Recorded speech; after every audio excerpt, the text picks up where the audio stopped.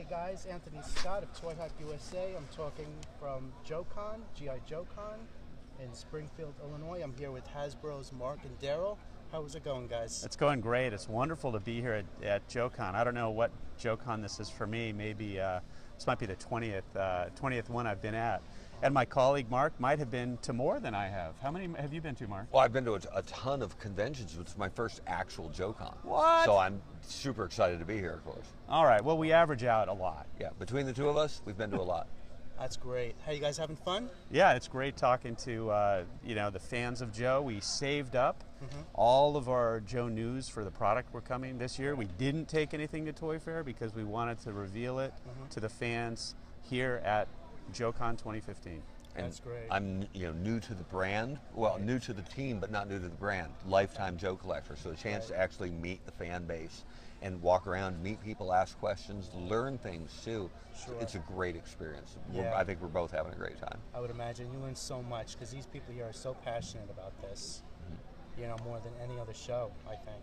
Yeah, absolutely. Like JoeCon. And I think you saw it in our brand panel yesterday, the warm reception we got from the fans, and even a standing ovation for something that we worked on and announced yesterday. So it's been a really, really cool weekend.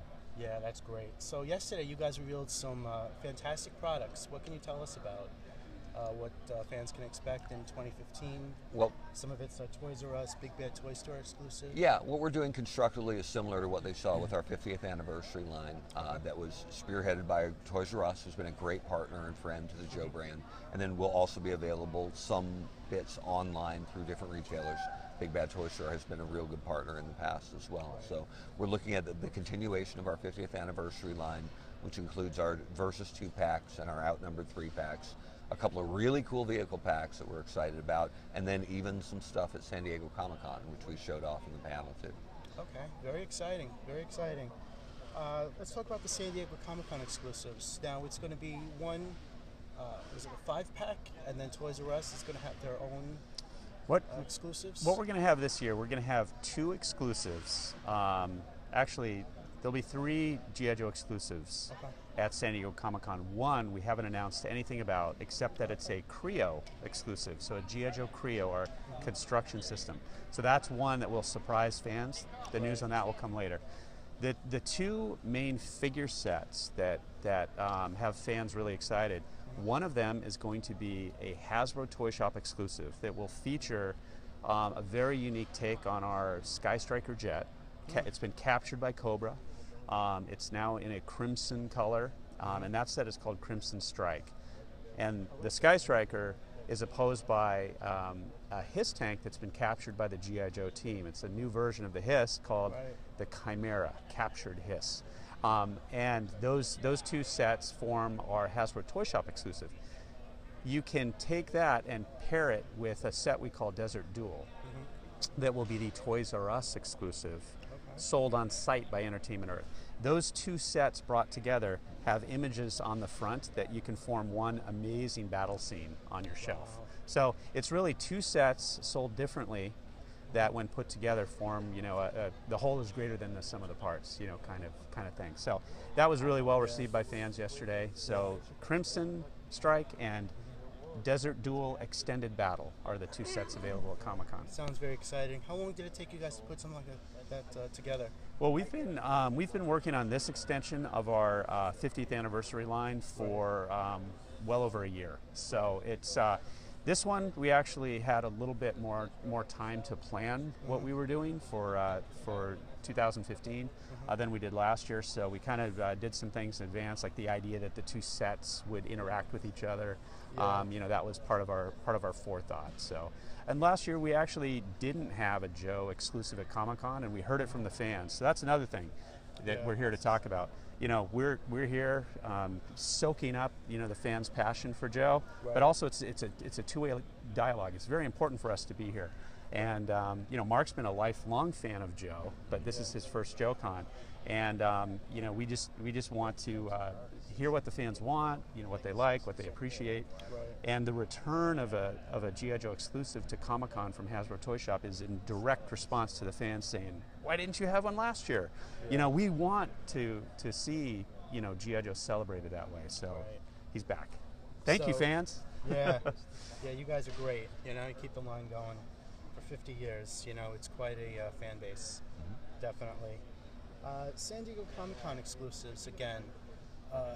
You guys sell them at San Diego Comic-Con and then a limited supply at Hasbro Toy Shop each year. That's right. Now, last year, Hasbro Toy Shop waited about 6 business days to put up the exclusives, and there was a lot of upset fans.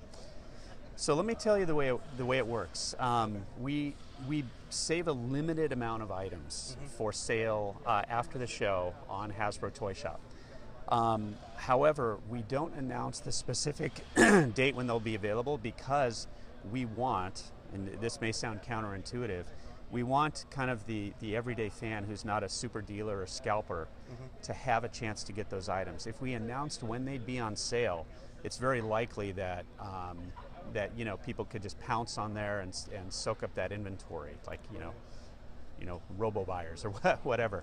So by actually not having a regularly scheduled time, it gives more people the regular Joe, collector the chance to get them. On the flip side, it means that you have to keep checking regularly, and that's the frustrating thing. But we do that so you don't have people just sitting there pouncing automatically. It's like not everyone is sophisticated, but we've found in the past that just a regularly scheduled session means that a lot of regular fans are kind of frustrated. So unfortunately, there's some frustration with it either way. We're trying to get better, every year in doing that. So, but this is what's going to happen is that we'll see the same process play out this year in an irregular, unannounced time. That's when the product will go on sale. We're also looking at at having some additional product available, possibly through the G.I. Joe Collectors Club as well. So that'll be announced later as well. Are you guys familiar with Mattel's Matty Collector? Yes. .com exclusive products and how they do San Diego Comic-Con exclusives. Yes. Greater inventory than I think you guys put on Hasbro Toy Shop. Do you think eventually you might try that route? So Matty Collector, I think, has done something that's very laudable. They do the pre-orders you can pick up on site. We have evaluated different options. That requires another additional off-site rental to do that. Right. But I can't really comment on Matty Collector's strategy because they definitely carry a lot more inventory, or it seems to offline, and that's not Hasbro's strategy. We don't want to have any convention items sitting in inventory really longer than a week or two, because we found in the past that the sales for the con items plummet after really that first week because it's all about perceived desirability. In the past, and I want to go back, we've been going to Comic-Con now for 10 years with Hasbro Toy Shop or longer. And what we found is in the past we've carried a lot more inventory after the show for sale online, and we'll end up with, after a week or two, sales just evaporate. We end up with a warehouse full of unsold Comic-Con inventory that we either have to discount and reduce, put on sale, which is, you never want to do that for Comic-Con items because then it'll train people not to get them when they're available, right? Just wait and they'll be on sale. Or, and it's kind of a financial disaster for us. So what we do instead is we manage that inventory to reserve a portion of it, but not a lot of it. Still, the vast majority of our items are going to be taken to San Diego and hopefully sold through at San Diego. So we just are not in the position to have years worth of potential Comic-Con items available on our site, so you won't see them appear later. That's just our strategy. So. Yeah, a little caught off guard by that. I wasn't expecting. Yeah. So really, the plan is to sell through. Yeah. Right. Okay. Great. G.I. Joe 6-inch. A lot of fans were thinking that you guys were going to reveal something for Comic-Con this year. Now, was that all fan rumor, or can you comment on if any conversations were? Right. We read the same things you guys read. Yeah, so, yeah, exactly. So I fully expected a 6-inch Snake Eyes at Comic-Con this year because I read it online. Yeah. Right, exactly. When these things come up, we're sometimes the last to know. It's like, did you see what the fans are talking about? It's like, wow, I wonder where that came from. Yeah. But 10 years ago, another designer on G.I. Joe, Dwight Stahl, and I brought a 6-inch concept, might have been a Snake Eyes, to G.I. JoeCon. Said, what do you fans think? And there was a lot of fan appreciation for that. well, what would that do to your 3 3/4 inch collection and all the, we just buy more of this and less of that and all those things. But we knew then that it's something that some amount of fans would love to see. So the idea of 6-inch G.I. Joe has been around for a long time. I didn't realize that. Okay. So, but obviously, we're not doing 6-inch, right now. Who knows to say what the future will hold? But right now, the rumors we were just as surprised and delighted that fans seemed to know what we were revealing before we did. So. Well, and I think it's good for the brand if we get the brand to a level where expansion to other kinds of toys is out there. So I think it's the comparison I make for Joe fans. I think there's a lot of vitriol online about the potential for a 6-inch line or any line that's different. But I think if you compare it to Sigma 6 versus Creo, where there was a lot of fans were angry at Sigma 6 because it replaced our core 3 3/4 inch line. Whereas when Creo came out, it was in addition to what we made as 3 3/4, which is really the lifeblood of Joe. So there are fans who love Creo, there are some fans who don't collect Creo, but no one hates Creo because it's in addition to our core brand. So any kind of brand expansion is good for the overall, for Joe overall, but especially if it doesn't come at the expense of our 4-inch line, which is really the backbone of Joe, of modern Joe. I gotta tell you, I like Creo because it allows you guys to reintroduce classic vehicles like the Terror Dome that you can't do right now on the 4-inch scale. Because of cost of material and Absolutely. Creo, I mean, indisputably the power of creation and customization is a massive force today. So for us to introduce G.I. Joe as one of our core Creo brands has been fantastic for G.I. Joe. And equally, we're not representing anything from Creo here today, but we will have that Comic-Con item. It's a very special Comic-Con item that's coming. And that's symbolic of our continued investment in Creo and in G.I. Joe. And so we'll be seeing a lot more Creo G.I. Joe in the future. We just don't have a lot to talk about today. So it'll be tied to, as Mark alluded to, we'll be looking at new expressions and expansion of the brand. The next time we'll have major entertainment news. So that's looming out there in the future too. It might be your next question. Well, I was actually going to ask you about the blind bags. Okay. You guys removed the coats, and a lot of people were just skipping a lot of the main characters and going to the Army building. Yeah. And I've also noticed that at least at a couple of Toys R Us's that I've visited, the latest wave was just sitting there. I think because no one knew, what characters were in it, so maybe people dropped the line. Well, it made hunting for it more difficult. It meant you had to really close your eyes and tactile hunt. And I know fans do this, right? They want to figure out which figures there are. But the Creo team decided to make a change, so it wasn't as easy to figure out which one's in there. The thrill is kind of the blind bag model, but like you say, G.I. Joe is different from say a lot of other brands just because of that troop builder mentality. We've been working with the Creo team very carefully and counseling them, you might say, in understanding how the fan base works and the things they want to see. And definitely more troops and potentially even getting great troops back out there. It's one of those things that's a decision for the team to take in a future in a future time when we get more Creo back out there. So, I'm hoping we do a few things differently. We make troopers easier to get, more of them, right? Because the fun is in Army building. And it is, especially in that scale. I mean, it's so much cheaper than the 4-inch figures. It's like $3 a bag. So you can really, just like you could do in the 80s almost. When the figures were, I think, $3-4 each. And that cost. So that's the idea. The more you have, the more fun it is. It's always been the case for G.I. Joe. Absolutely. That's very exciting. When do you think you're going to reveal the Creo line, images, things like that? Are you guys going to wait to San Diego? The Comic-Con Creo item? No, other Creo items. So right now, we don't have any news for Creo, and I think any more news on new Creo sets or new waves of blind bags will be tied to whoever is going to distribute those. So it may or may not be Toys R Us. Toys R Us has been the home of Creo G.I. Joe to this date, but we know that a lot of those products are being discontinued right now by Toys R Us. So we're in a little bit of a limbo. Some things have been in the works, but no announcements are made on when those will be available. When we do have information, we'll get that out to the fans, because we've got some nice stuff lined up. But I will say, even if those products don't get out, look for an expansion of G.I. Joe Creo, the next time we really amplify the brand. So, and fans here at the convention, that's what we've been talking about is, right now we're continuing to celebrate the fans with product that is targeted for the fans. Great new character introductions like Gung Ho, the new Gung Ho we showed.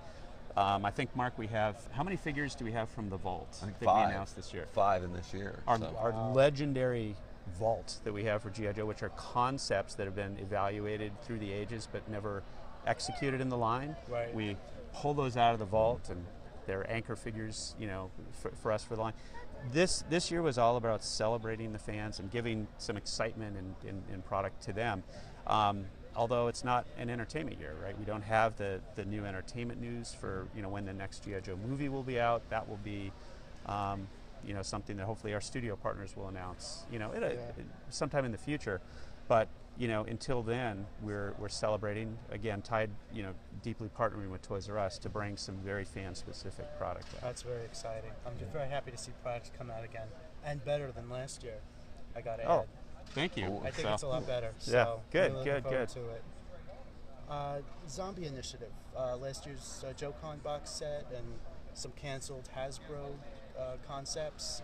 I was very thrilled to see that come back. Now, do you guys plan to reintroduce the Zombie Initiative theme at retail, or? I don't think we have, and even if that was our big plan, I don't think we could announce it or tip the hat right here. But we are keenly aware that the zombie phenomenon is not going away. Yeah, The Walking Dead, with extremely the popular. strength of The Walking Dead and the Last of Us games and things like that.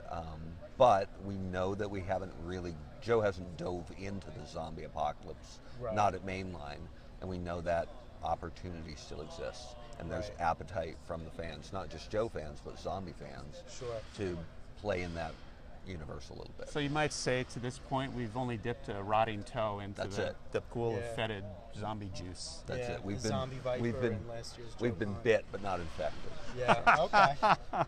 All right. Infected yet. Right. Let's throw in there. All right. Any plans on an animated series? Because that would always help bring in the next generation of Joe fans. So our plan, and we've been candid with the fans here, is that we're here in JoeCon 2015. We are not announcing any future entertainment news. Okay. But our goal, and the reason why Mark and I are both here, is we're super passionate Joe fans, as is the entire Joe team back in Rhode Island, or our design partners in California. John Violette is our designer, who's not here. We are passionate Joe to the core. Right. And what we want to do is not only plan great product for the fans today, but work on that line for next year and beyond, that meets fans' interest, really strikes that chord, but also lays a foundation for G.I. Joe that brings G.I. Joe back, we want to say permanently, to kind of the retail landscape, to pop culture fandom, targeting kids and fans. So our goal is, when the next time Joe comes back to all retailers in a big way, that it's permanent. And that requires, in competing with other kids' entertainment properties today, you have to have an entertainment plan that engages, it gets a lot of eyeballs, and most importantly, interest kids in the brand and to go play with the brand. It does, just like the 80s. Yeah. That really caught the interest of kids. Yep. So right now, short answer to your question is, we're looking at a lot of different options. Okay. We've got a long horizon in mind for Joe. Good. And G.I. Joe is a core brand for Hasbro, so we can't talk about anything but the idea that from our standpoint, from Hasbro's standpoint, is we bring Joe back and have a plan long term for his continued resurgence. That's good to hear. Yeah. Now, last show was on the hub, and a lot of people didn't have the hub. Obviously, I know you guys, can't go into details, but just to refresh your memory, is there a way you can put that on Nickelodeon or Cartoon Network on a station that more people can watch? I think, and we're still, involved in the hub, and the hub is still a great location for lots of Hasbro properties. Well, it's not the only location. Let me correct you, Mark. So the hub no longer exists as an entity by itself. It's been rebranded as Discovery Family. Okay. And Discovery has taken control of that network. Okay. So while our relationship with Discovery Family has changed, the number of options that are available for programming out there is different than it was before. Okay. And I can't speak about our relationship with Discovery and the hub necessarily in any great detail, but we are looking at a lot of the options that exist and are available to us. Yeah. But we can't commit that there is a show coming, or just what we will acknowledge that the landscape has changed somewhat. There are a lot of different options available, and we're evaluating everything at this point. Great. Now, I thought I read something about play sets might be coming back. Can you guys comment on possibly reissuing any of the vintage stuff? Do the molds still exist? I think some molds do exist and some molds do not. Even a mold that's been well taken care of from the 80s can degrade simply from use or lack of use. Right. So we really love all of our vintage stuff, but some of it exists, some of it does not. So and again, play sets are coming back. Yeah. Might be on the same post that says 6-inch Snake Eyes is debuting at Comic-Con. So sometimes there's truth, sometimes there's a kernel of truth, sometimes it's just speculation. We understand the appeal of play sets, and as old school Joe fans, we love them as much as anybody. But for the truth or fiction of whether or not stuff is coming back, we certainly didn't announce anything this year. I'll add a little bit more color to that. It is, to a certain extent, play sets have had a resurgence in kids play. It's mostly with very young kids, though, if you look at the play sets that have been successful with the brands that are out there. G.I. Joe has always had its strength in a little bit of an older boy, and which is a little more sophisticated, just because of the nature of the good versus evil army play. Yeah. And so that's the challenge still with play sets right now. We would like to think, as many of our, the designers before us or the marketers before us, that a great vehicle can serve those same purposes. It could be two in one. Yeah. Kind of the mobile play set idea, and so there's lots of possibilities for delivering that kind of play, or that kind of the mentality of what a play set is. To us, it's a flexible concept. Right. And we have Creo Terror drums out there too. Yeah. that I think check that play set box perfectly. Yeah. Very exciting. And what happened to New York Comic Con? You guys haven't been there, I think, in 4 years now, at the show, having exclusives. Do you plan on making a comeback to that?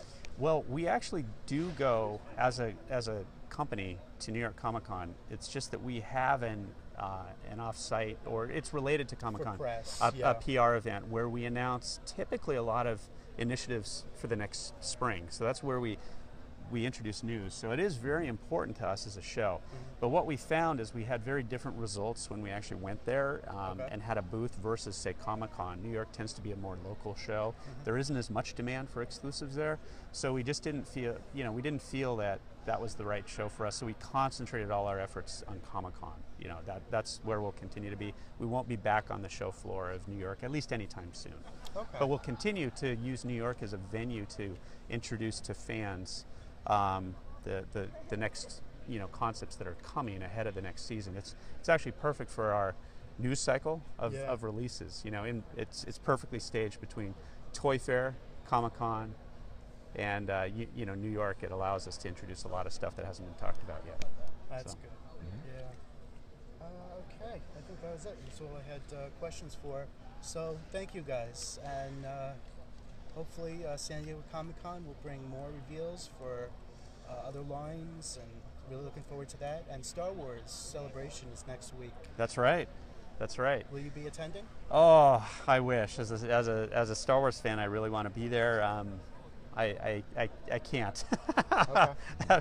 Too many weeks out of the office. That's not a good recipe. Right. But there'll be plenty of Hasbro people there. Yeah. Okay. Yeah. We'll have a big booth presence there, and the Star Wars team will be there talking to fans. So, but That's I wish we could be there, but Yeah. can't get out there this year. Have fun. All right. Thank you. All right, Well, I cool. won't be Thanks. there, but Oh, okay. I was just asking. Yeah. All yeah. right. Thanks for joining us, guys, and I'll see you next time.